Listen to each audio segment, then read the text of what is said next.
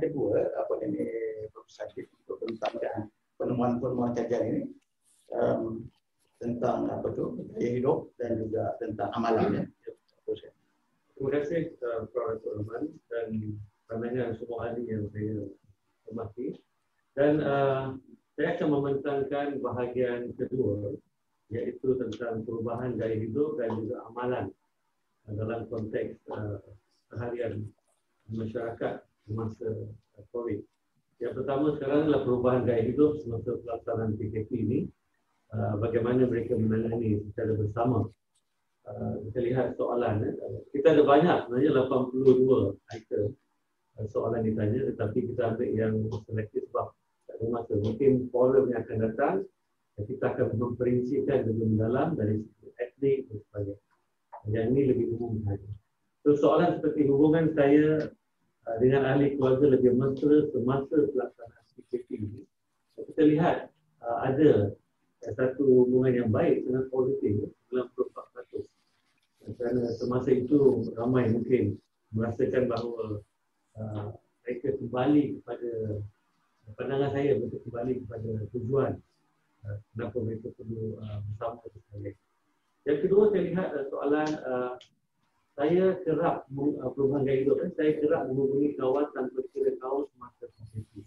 84.5%. Ini satu yang bagus di mana mereka berinteraksi menghubungi kawan dalam keadaan situasi yang agak ketat pada masa itu untuk pergerakan dan sebagainya. Saya rasa ini sangat baik. Yang ketiga, dengan berlakunya COVID-19, saya menjadi lebih baik, saya menjadi lebih berkembang rasa terhadap semua orang di Indonesia. 92.2%. Maksudnya ada satu perubahan gaya hidup mereka lebih bertimbang rasa kepada masyarakat. Saya rasa ini yang seperti yang diimpikan juga oleh rukun negara. Kita lihat dalam konteks rukun negara. Tahun ini pun kita meraihkan 50 tahun sambutan rukun negara. Ini adalah satu yang sangat bermakna sebenarnya. Yang seterusnya ialah kepada bahagian ketiga, amalan responden. Amalan mereka responden berkaitan kesepadan sosial dan kekuatan antara kaum. Soalan seperti, saya mempunyai kawan daripada pelbagai kaum. Ini bagus, 91%. Maksudnya, dia tak ada masalah. Mereka mempunyai kawan daripada pelbagai etnik. Ini sangat positif. Kedua, saya pernah dibantu oleh orang atau kawan daripada kaum lain apabila keadaan memerlukan. 88.3%. Di mana mereka merasakan bahawa mereka ada orang lain yang boleh membantu mereka pada masa-masa diperlukan. Soalan seterusnya, next.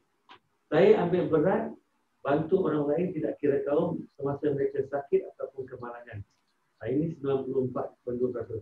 Maka kita melihat bahawa ini adalah satu nilai yang baik dalam masyarakat kerana mengambil berat berdasarkan pandangan agama masing-masing. Kita memberi perhatian kepada membantu orang lain. Ini adalah tuntutan masyarakat nilai berdasarkan kehidupan. Terusnya, saya pernah menyalurkan bantuan kewangan atau benda kepada orang yang memerlukan tidak kira kaum. So, ini adalah amalan yang berlaku dengan begitu baik sekali semasa COVID, iaitu 85.2%. Kita melihat bahawa begitu banyak institusi agama memainkan peranan bersatu padu untuk membantu tanpa mengira kaum. Saya rasa perkara ini jarang berlaku sebelum COVID. Ada, tetapi tidak banyak. Tetapi semasa COVID saya memerhatikan dan juga melihat pada data ini menjelaskan bahawa begitu hubungan membantu orang lain, memberi bantuan kewangan itu semasa COVID ini tanpa mengira kaum adalah satu yang penting seperti dituntut oleh banyak agama. Yang seterusnya, soalan terakhir untuk amalan responden. Saya pernah menziarahi perayaan kaum lain di rumah mereka atau tempat perayaan. Ini adalah pandangan responden sebanyak 75.5%. Ini juga positif. Walaupun tidak tinggi, tetapi 75 adalah satu angka yang cukup baik sekali melihat kepada mereka menziarahi perayaan kaum lain dan juga tempat perayaan. Saya rasa Prof, saya berhenti di sini untuk perubahan gaya hidup dan amalan responden. Okey, terima kasih Pak Sajid atas pertanyaan satu lagi segmen data penemuan daripada kajian ini, iaitu tentang pelaksanaan PKP dan perubahan gaya hidup semasa itu, dan juga soalan tentang apa yang dibuat oleh responden, ada amalan praktik dia berhubung dengan hubungan antara kaum dalam masa COVID dan sebagainya. Baiklah, kita seperti tadi juga kita minta pandangan daripada panel untuk ulas segmen ini, berhubung data berhubung dengan perubahan gaya hidup dan juga tentang amalan. Saya mulakan dengan Tan Sri Anwar. Boleh mulakan? Terima kasih Saudara Rahman dan juga Prof Sajid ya. Saya fikir kalau kita tengok daripada angka-angka yang telah diberi peratusan, memang baiklah ya. Tinggal lagi kita tidak membezakan angka ini dengan misalnya tahun lepas, tahun sebelum, misalnya lah sebagai contoh ya. Tetapi ada antara perkara-perkara itu macam pergi melawat rakan-rakan ataupun kawan-kawan semasa raya, itu tak semestinya oleh kerana COVID benda itu meningkat. Saya fikir kita masih lagi berbuat demikian. Kawan-kawan kita daripada bangsa ataupun agama lain, kita masih ada tanpa COVID lah. Itu dari segi perkara ini. Bertimbang rasa masa aksiden ke, rasa saya itu biasalah, benda tu ada. Sebab COVID kita tanya orang kata lebih naik lah. Hubungan keluarga tu sebab semuanya duduk dalam rumah agaknya, kena berbaik lah. Melainkan saya pun ada baca berita di UK, saya follow BBC punya. Dia kata kadang-kadang hubungan suami isteri tak baik pula. Sebab tiap-tiap hari jumpa, jadi bosan agaknya. Itu ada cerita lah, bukan buat kajian mendalam ya. Tetapi saya rasa keseluruhannya menggambarkan dalam keadaan yang tidak merunsingkan ya. Juga walaupun COVID yang merunsingkan, ada antara isu-isu ataupun perincian yang diberi ini menggambarkan keadaan masyarakat kita. Tinggal lagi kadang-kadang setengah pihak mempermainkan masalah-masalah yang kita tidak seolah-olah perkara hubungan dan etnik tak betul dan sebagainya. Ada juga grupnya. Tetapi soalnya sekarang mungkin Prof Sajid juga akan membentangkan kemudian sebab saya tak sempat baca semua. Apakah peranan Kementerian Perpaduan Negara dalam hal ini? Peranan ada agensi nanti kita sampaikan nanti. Tapi yang penting ialah keadaan masyarakat secara umumnya nampak utuh lah. Itu yang pentingnya. Dalam keluarga dan juga hubungan sesama kawan tanpa kira kaum dan lain-lain. Tapi terus akan bertanya tadi dan juga ulasan daripada Tan Sri tadi. Teruskan dengan Dr. Madri.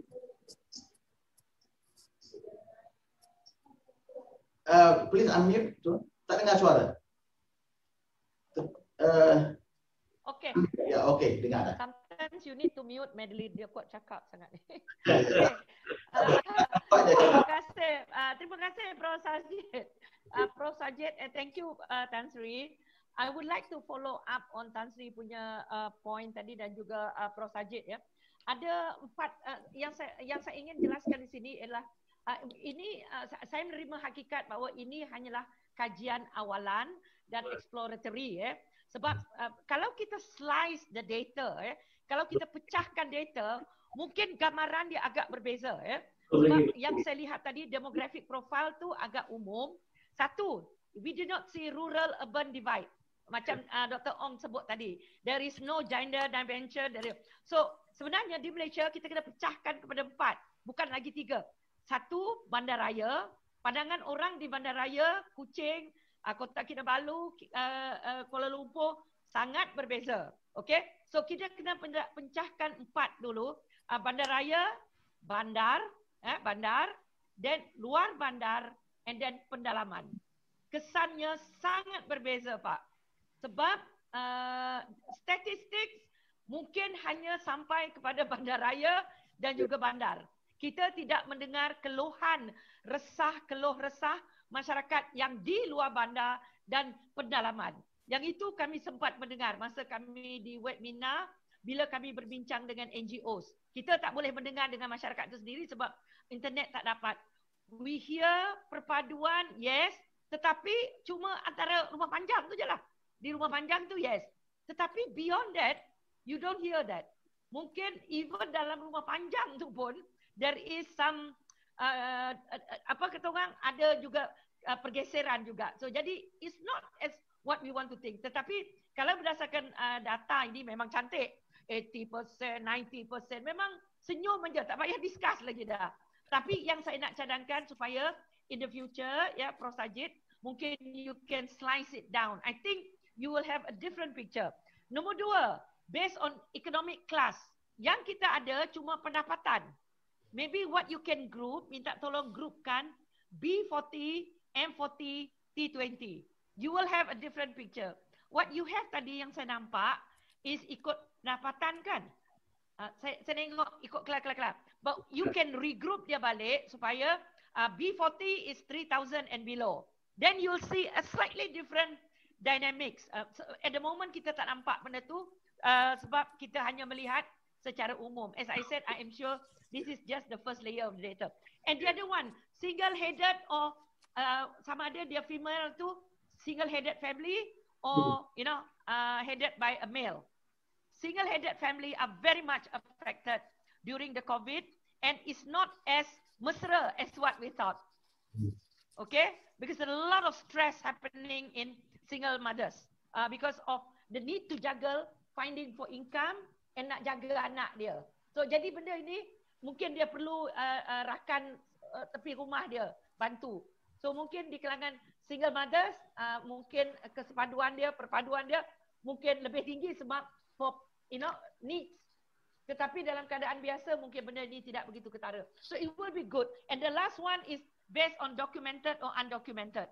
Ini sangat ketara ya. Walaupun like in Sarawak, although they are Malaysians, they are Sarawakian, but because of issues dia orang tak ada dokumen. Jadi mungkin kadang-kala lebih sukar untuk mereka mendapatkan bantuan daripada sesama mereka sebab of tak ada IC dan sebagainya. Maka mereka terpaksa meminta bantuan daripada. Jadi itu yang pertama. Yang kedua, itu yang saya nak pecahkan ya. Lihat dari segi rural urban, B40, single headed and kewarganegaraan. Faktor yang kedua saya ingin mungkin highlight di sini ialah this statistics ini. I love when Ong said she's not too happy with bukan not too happy lah. Maknanya we cannot just rely on quantitative data. I always tell my students, statistics don't lie, statisticians do. So we need to substantiate this data yang apa yang kita ada sekarang dengan cerita-cerita yang ada mungkin yang kita dengar macam Tan Sri tadi, tapi sebab dia ni memang dia refer to motherland aja, dekat England aja dia punya reference tadi, suami dan isteri tidak begitu akrab. Sedangkan kalau kita tengok dalam berita di Malaysia juga yang substantive results that shows that sebenarnya there are other issues that are really pertinent that may not be covered by this data. So maybe Prof. Sajid, maybe for your second layer or your third layer of your analysis nanti benda ni boleh kita masukkan ya. Sebab we heard a lot of domestic violence even in Malaysia, Tan Sri, although you only refer to motherland, England, but in Malaysia domestic violence and apa kata orang, there's that is one that which I like. Salur bantuan. In fact, I think it is even higher than your 85%. If you ask me, almost everyone that we meet, kawan-kawan yang kita jumpa dan juga rakan yang kita buat webinar, because we did more than 5 webinars, majority mengatakan bahawa they did something one way or another to support their neighbors and support other people tanpa menghira kaum. So your data 85% tu maybe underreported. I would think that it is even more than that. Okay, itu saja Prof. Okay, terima kasih Dr. Magin. Just untuk apa ini? Maknanya data ni secara umum dan belum lagi dipecahkan. Dan dipecahkan ikut segmen-segmen yang dicadangkan tadi. Tetapi just to take on that, kalau kita tengok betul data tentang hubungan saya dengan ahli keluarga lebih mesra semasa PKP. Sama-sama pesan mengatakan begitu, tapi kita tengok di bawah tu tak setuju dan sangat tidak setuju. 4.5%, 4.6%. Artinya yang insiden-insiden berlakunya keganasan, ketegangan rumah tangga itu di situ. Mungkin. Itu di situ. Tapi artinya data ni pun itu contohnya tak sempat diungkap secara jelas di sini. So tak apa. Itu it's just not like lah. Mungkin saya fikir Saudara Rahman, just small point sebab research ni akan berlangsung. Jadi apa yang dinyatakan oleh Madeline tadi penting dari segi disaggregating the data dan di antaranya rasa saya bila time COVID ni ada dua aspek yang harus kita lihat juga. Pengangguran yang telah bertambah Kalau sekarang saya fikir kuarter kedua tahun ini dekat 800,000 menganggur dan di antaranya masuk juga graduan Jadi COVID ni ada impact yang memang menonjol lah semasa ini. Jadi kalau kita tanya grup ini mungkin dia punya pandangan tu berbeza Dan begitu juga sekarang ada new poverty line yang itu juga penting. Jadi poverty PLI dah berubah sekarang 2000 lebih. Jadi membezakan golongan yang miskin yang dulu katanya tak banyak, sekarang ramai pula. Sekarang saya fikir kemiskinan Tegar dah 7%. Jadi semua ini saya fikir Prof Sajid dan kumpulannya memikirkan jugalah dari segi pecahan itu Terima kasih. Okey, terima kasih. Saya teruskan dengan Dr. Terima kasih Pak Rahman. Saya nak just add on to Dr. Madeline punya profiling tadi dari segi the areas urban dan rural. Kalau boleh, bandaraya, bandar, luar bandar dan pedalaman. If I may, I would like to add one more. The fifth one is pulau. Tanah air. So air itu pulau, very important. Pedalaman is mainland. But orang di Pulau Langkawi, Pulau Mabuk, Pulau Tioman, they are different their lifestyle dan perubahan gaya hidup akibat dari COVID khususnya mungkin amat berbeza dan istimewa. Okey. Saya baru nak katakan tadi when it comes to my turn, I want to say cerita. But Dr. Madeline stole my thunder. Cerita. Just to say an anecdote dari segi pengalaman saya sendiri. Ada satu hari Pak Rahman phone saya semasa berpuasa semasa bulan puasa masa itu and Pak Rahman kata, can we have a chit chat for a while? Pak Rahman, saya tengah masak. Where are you? Melaka. The whole of MCO 3 months and a half saya di Melaka berkurung dengan my mother sahaja. And memang amat stres sekali sebab masa itu saya tidak ada internet. Bayangkan I didn't have internet banking, tak boleh pergi ke bank, tak boleh pergi ke internet, and tak boleh buat server. And what happened?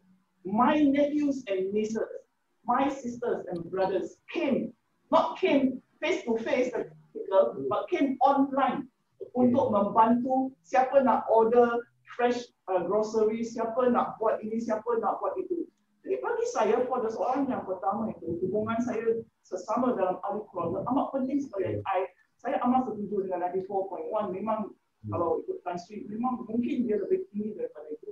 Sebab satu peluang yang baik untuk keluarga, mungkin jarang bertemu, tetapi sekarang bertemu secara maya. And I am really grateful to all of them. Jadi, kita perlu masak kan? Dia tak perlu masak. Dia tak perlu masak. Dia hantar. Dia tolong. Masak. Dia tolong makan. We learn so many skills. And so many people kita meet secara online. So, and I would like to highlight also this point yang saya pernah salurkan bantuan keuangan, bukan saja bantuan keuangan tetapi mungkin benda atau barangan. Because kalau kita lihat dari segi apakah usaha-usaha yang telah dilakukan oleh orang di sini, ya, rakyat Malaysia, dari segi membantu kawan-kawan yang lain, tak kira siapa mereka, untuk hidup ya dengan selesa, lebih selesa semasa COVID-19, biar kita jaga kita bantu kita. And we have Meta Pantry. All these usaha daripada rakyat untuk rakyat.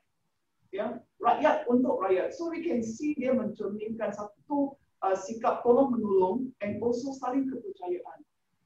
Nanti Prof saja akan bentangkan dari segi kepimpinan.